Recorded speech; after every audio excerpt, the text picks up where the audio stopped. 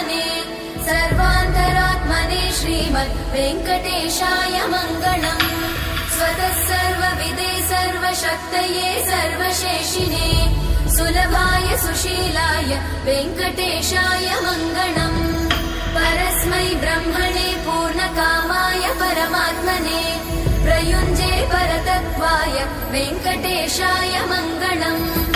आकालतत्त्वमशान्तमात्मनामनुपश्यताम् अतृप्त्यमृतरूपाय वेङ्कटेशाय मङ्गलम्। प्रायस्वचरणौ पुंसां शरण्यत्वेन पाणिना कृपया दिशते श्रीमद् वेङ्कटेशाय मङ्गलम्। दयामृततरङ्गिण्यास्तरङ्गैरिव शीतलै अपाङ्गै सिञ्चते विश्वं वेङ्कटेशाय मङ्गलम्। स्रग्भूषा